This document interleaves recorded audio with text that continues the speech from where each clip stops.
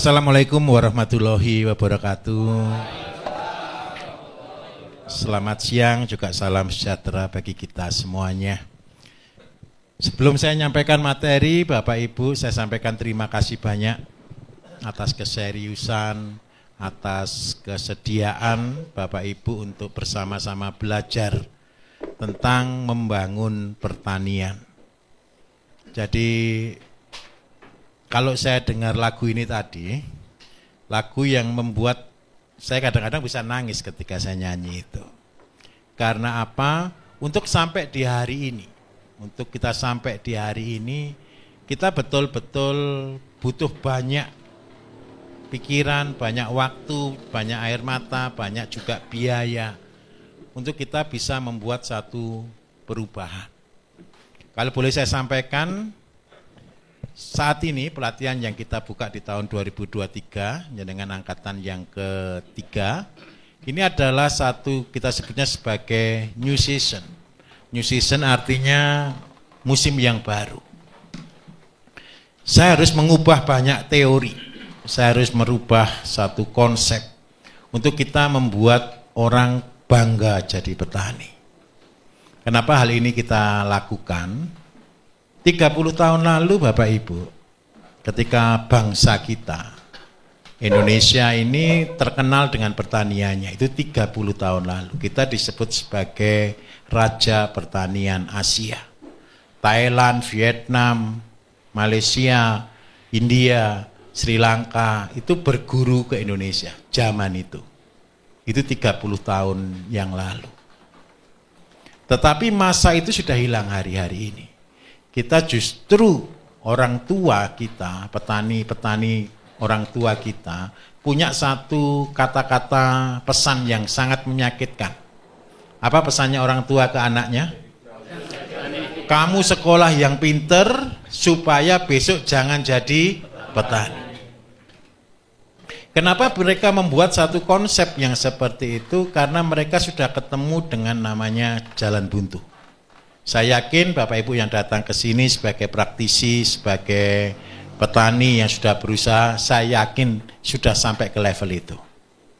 Sudah ada yang berapa kali sudah mentok? Semuanya mentok, saya juga sama. Saya juga sama. Kenapa saya katakan saya juga sama? Saya dulu belajar seperti Bapak Ibu belajar. Kalau dari usianya ini rata-rata dulu lulusan dari majalah Trubus ya. Fair, betul kan? Karena pada waktu itu media yang mengajar pertanian hanya di Trubus. Trubus, Agrina, Agrinak gitu aja. Dan hasilnya saya yakin sama seperti yang saya alami. Ketemu jalan buntu, mentok. Bapak Ibu, sedikit sebelum saya sampaikan ke materi. Ketika saya dulu punya visi membangun pertanian Indonesia, itu usia saya baru sekitar 16 tahun. Mulai 16 tahun saya belajar, bekerja, berusaha semaksimal mungkin untuk membangun namanya dunia pertanian. Dan percayalah, hasilnya naik turun, untung rugi, dan semua mentok. Tetapi saya tidak pernah berhenti untuk terus berusaha. Saya terus berusaha. Karena bagi saya itu adalah calling, itu adalah panggilan hidup saya untuk membangun pertanian Indonesia. Sampai pada akhirnya saya mungkin sama dengan Bapak Ibu. Untuk ngomong tentang pertanian yang namanya integrated farming atau konsep pertanian terpadu, itu sudah geger satu rumah. Kenapa geger satu rumah? Bahasa itu saya omongkan terus menerus bertahun-tahun hingga puluhan tahun. Dan membuat saya sendiri kadang-kadang sampai menyerah. Ketika saya menyerah itu tahun 2010 sebenarnya. 2010 itu saya sudah mentok, sudah menyerah, sudah tidak berani lagi berusaha, seakan-akan seperti itu.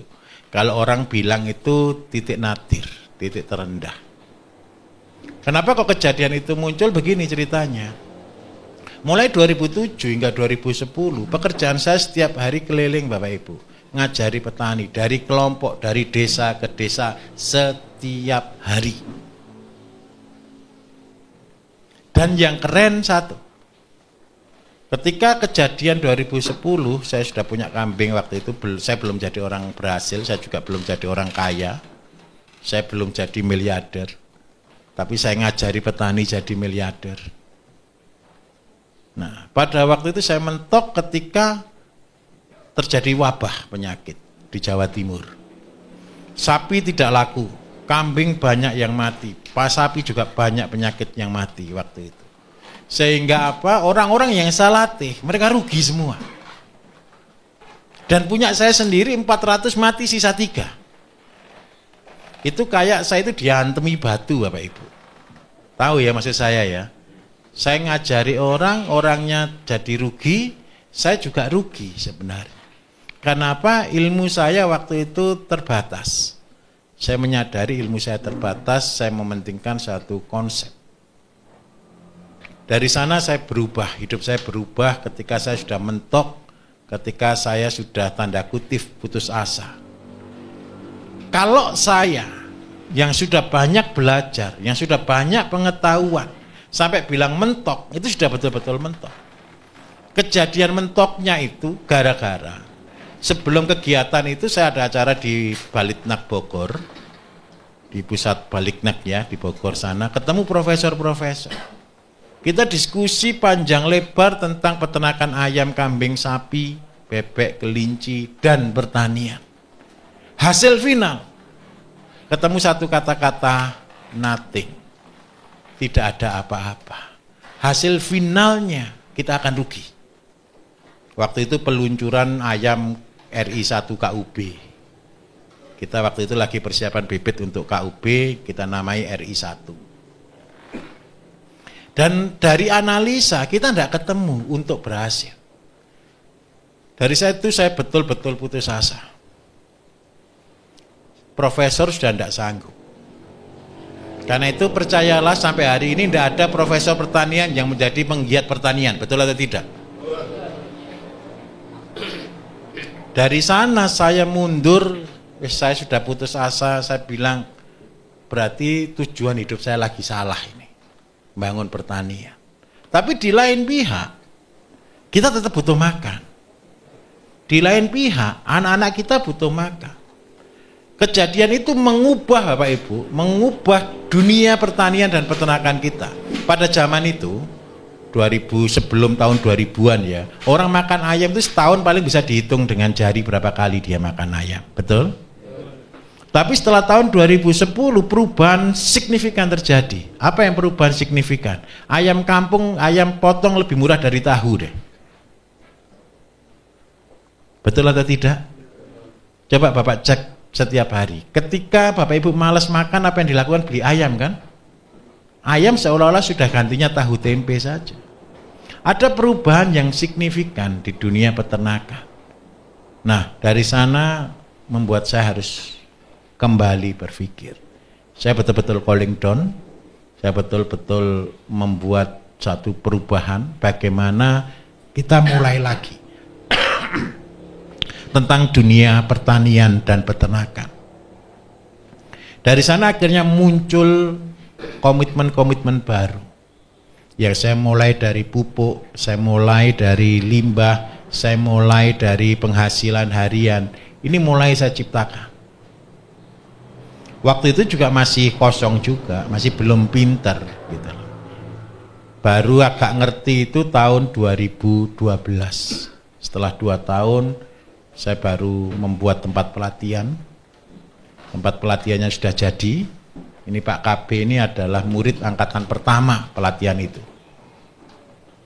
Jadi ini Pak KB ini sudah mengabdi, ini sudah 10 tahun ya ternyata ya. Sudah 10 tahun. Nah, dari sana satu konsep pertanian yang kita sebut dengan integrated farming. Masih sangat sederhana. Ini konsepnya 1005, Kihol, teori gara-gara, dan teori Jisamsu. Ini adalah inti dari gerakan tahun 2012 yang kita buat pada waktu itu. Nah, dengan berjalannya waktu, Dengan berjalannya waktu, akhirnya kita ketemu di titik-titik ini mulai tahun 2019 ya, COVID-19. Akhirnya ilmu ini sudah dipertajam lagi. Karena apa dipertajam? Saya tidak menyangka kalau perang itu akan betul-betul terjadi. Perang Ukraina dengan Rusia. Kenapa perang Ukraina dan Rusia itu adalah satu berkah? Itu berkah atau masalah bagi kita? Kita tidak tahu Pak, karena tidak ikut dampaknya. Yang perang di sana. Tapi berkahnya satu, saya tunjukkan buat Bapak Ibu. Berkahnya ini adalah momentum perubahan. Di mana momentum perubahannya? Bahannya untuk buat pupuk itu adalah gas alam Bapak Ibu. Indonesia ini bisa membuat gas alam sendiri. Itu maksimal untuk dipakai pupuk itu 2 juta ton per tahun. Kemudian yang lain kita itu impor. Kebutuhan kita total kurang lebih sekitar 24 sampai 30 juta ton. Kemarin kita bisa impor semuanya, yang disubsidi oleh negara adalah 9 juta ton. Berarti ada pupuk-pupuk non subsidi itu harusnya di level 20 ton. 20 juta ton. Tetapi kenyataan yang terjadi hari ini itu pun masih kurang. Sehingga harganya kan mahal sekali pupuk-pupuk yang kimia yang non subsidi. Nah, dari sanalah ini saya pakai untuk satu momentum. Ilmu-ilmu yang tersembunyi saya keluarkan semua di saat ini. Karena apa? Kalau kita tidak melakukan perubahan, berarti kita kekurangan hampir 20 juta ton loh Bapak Ibu. 20 juta ton itu banyak atau sedikit? Banyak sekali. Akhirnya apa yang terjadi? Ini baru 1 tahun loh. Terjadinya perang kan baru 1 tahun kan? Terjadinya perang 1 tahun, Bapak Ibu tahu apa yang terjadi di bawah hari ini untuk petani. Banyak mulai tanah-tanah dikosongkan. Banyak mulai tanah-tanah ditinggalkan. Banyak mulai sawah-sawah tidak digarap lagi. Alasannya satu, biaya mahal, harga jual murah. Sehingga rugi. Kalaupun mereka tanam, mereka asal-asalan. Kalau keadaan seperti ini kita biarkan, saya minta maaf, kita akan betul-betul kehabisan petani. Dan ini nasionalisme kita saya bangun. Saya yakin Bapak Ibu mencintai bangsa ini, betul ya? Siapa yang mau bermakna bagi semua orang, saya yakin Bapak Ibu mau bermanfaat bagi banyak orang. Jadi saya minta tolong kita belajar hari ini, nanti kita juga praktek. Kita belajar dari hati kita. Bertani itu ibadah. Semangat itu sajalah yang membuat saya masih tetap bertahan di dunia pertanian. Dan di sanalah kita sebut keajaiban. Kenapa saya katakan keajaiban Bapak Ibu? Ini kesaksian saya pribadi. Suatu berkah yang besar itu muncul, itu di belakang suatu masalah yang besar. Setuju atau tidak? Tidak ada hari raya tanpa puasa. Jadi penderitaan-penderitaan yang saya alami, terus terang saya sangat terhibur ketika saya diberi berkah. Berkah saya yang saya terima satu ilmu Bapak Ibu. Ilmu itu bagi saya berkah. Kenapa ilmu itu jadi saya berkah? Begini ceritanya. Pupuk organik semua orang tahu, saudara pun saya yakin tahu, betul kan? Yang menjadi masalah adalah bagaimana membuat pupuk organik yang setara dengan pupuk kimia. Itu yang menjadi kendala, betul atau tidak? Terus yang kedua, kita akan buat pupuk, kalau pupuk organik rata-rata jumlahnya kan banyak sekali, betul? Terus hasilnya kadang-kadang masih lambat sekali. Petani tidak akan mau. Petani tidak akan mau, karena apa? Repot. Itu yang betul-betul tanda kutip ya, saya betul-betul merah otak saya. Supaya apa? Bisa menemukan sesuatu yang mengubah pupuk organik setara dengan pupuk kimia. Dan syukur-syukur bisa lebih baik dari pupuk kimia dengan harga yang semurah mungkin. Karena apa Bapak Ibu? Di sini kunci utamanya.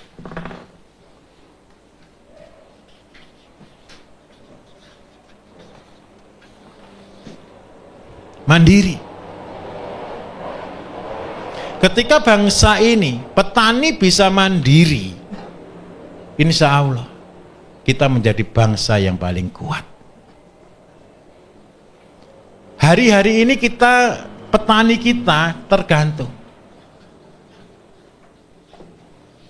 Tergantungnya kenapa? Pupuk tidak ada, nangis, teriak.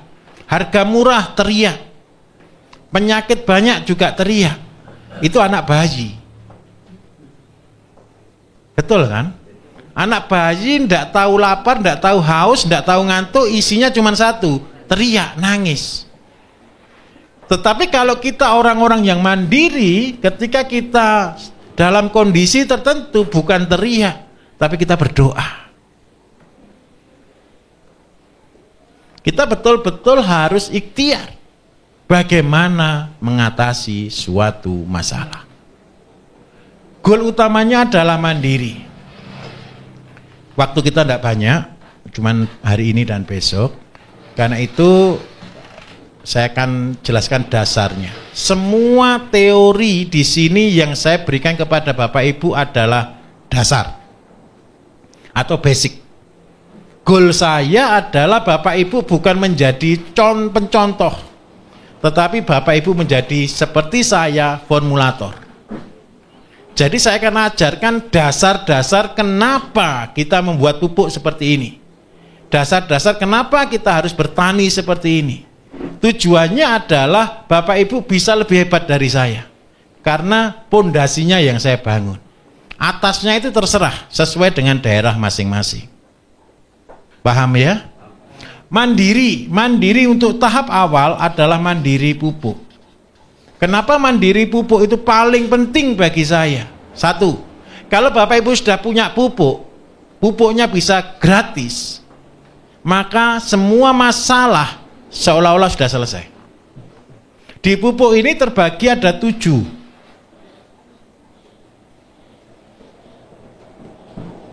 Yang pertama adalah pupuk kompos untuk padi dan sayur.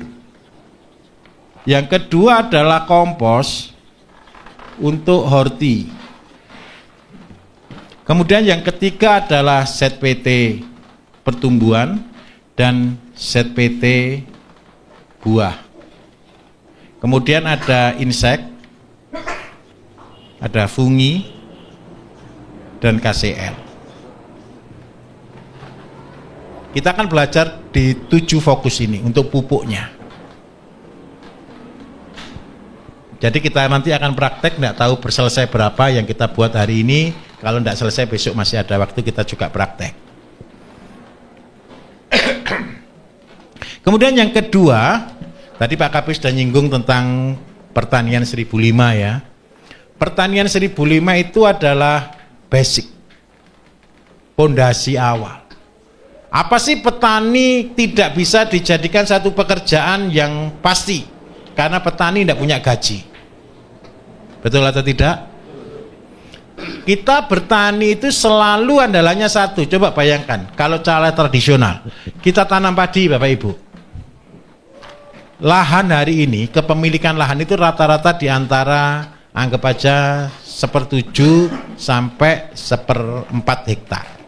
Jadi orang rata-rata punya tanah rata-rata 2000 meter lah hari ini. Kalau 2000 meter ditanam padi, panennya 4 bulan sekali. Saya hitungkan 2000 itu berarti anggap aja nasional itu 6 ton, berarti keluar 1,5 ton per orang, per keluarga. Seandainya harga gabah hari ini luar biasa, kita tidak bisa untuk patokan. Hari ini kan 7.000 lebih, tapi kita di angka 6.000 lah standarnya harga gabah itu, 5.000 sampai 6.000. Dengan 1,5 ton produksi, kalau harga 5.000 cuman ketemu 7,5 juta. Dipotong biaya 2,5 juta hingga 3 juta, ketemu 4 juta. Berarti gaji petani per bulan cuma 1 juta. Pertanyaan saya adalah, cukupkah uang 1 juta untuk hidup hari ini? Itu yang membuat orang tidak mau menjadi petani. Karena itu kita buat konsep namanya integrated farming. Konsep integrated farming itu adalah bicara tentang tanggung jawab.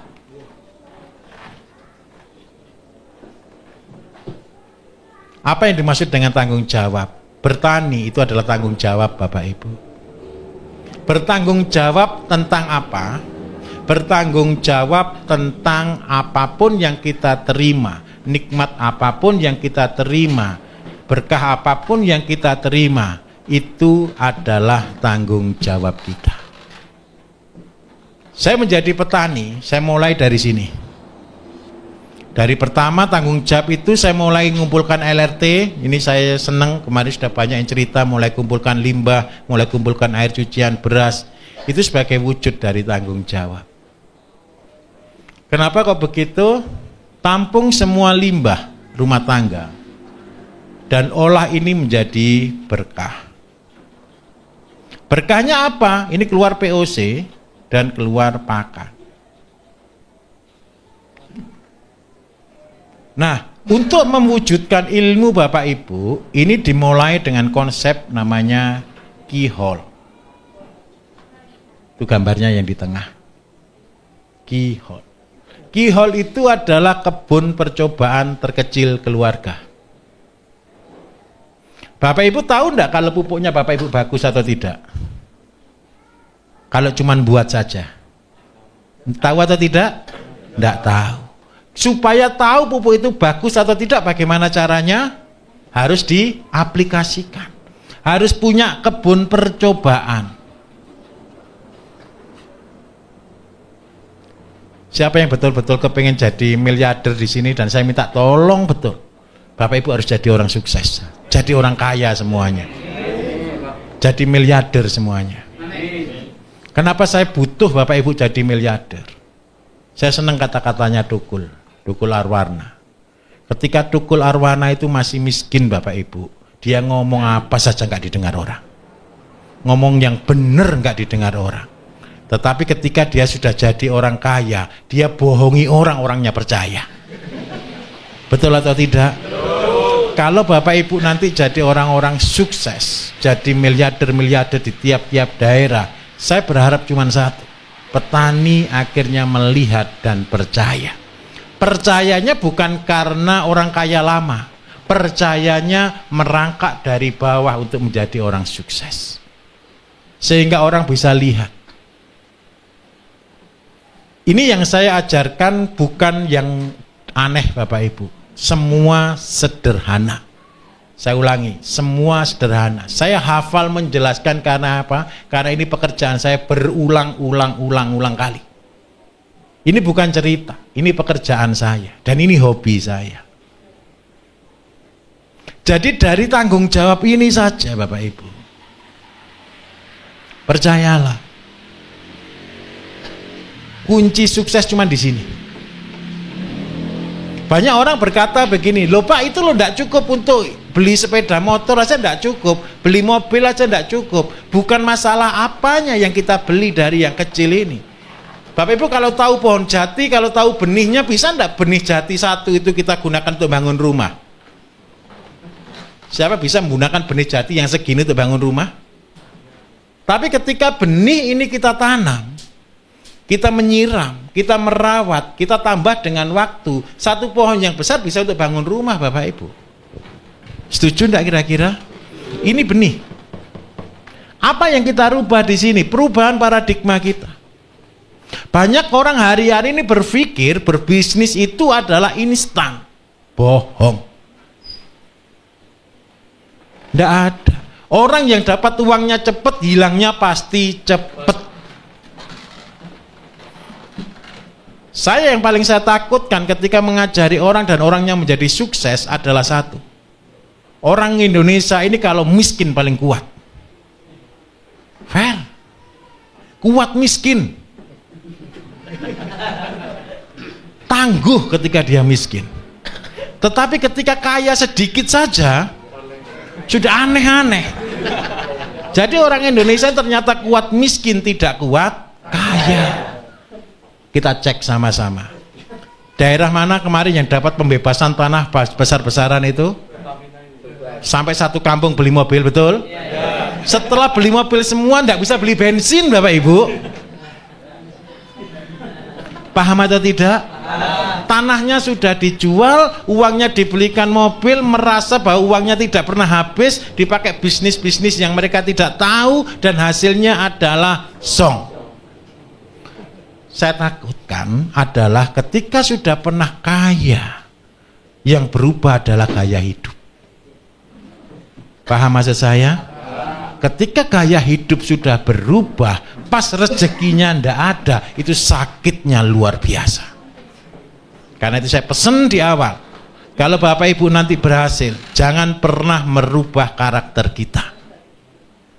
Jadilah orang-orang sederhana. Karena apa? Yang paling kita takutkan, terutama anak-anak nanti Bapak Ibu. Saya sendiri yang saya sering kali membuat takut, mimpi ketakutan saya itu ketika anak-anak saya tidak siap. Saya pasti meninggal, Bapak Ibu juga pasti meninggal. Anak-anak kita yang akan meneruskan. Ketika mereka kita tidak ajari dengan benar. Kalau pas kita kaya, pas kita di atas semua mudah, betul kan? Tinggal tunjuk. Tetapi ketika kita tidak siap, gaya hidupnya tidak bisa turun. Karena itu saya minta tolong. Di level ini perkuat betul, tanggung jawab. Anak-anak kita latih, sampah kumpulkan, semua yang kita terima nikmati dengan bersyukur.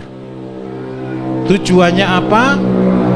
Kalau kita bisa melakukan ini, semua beres.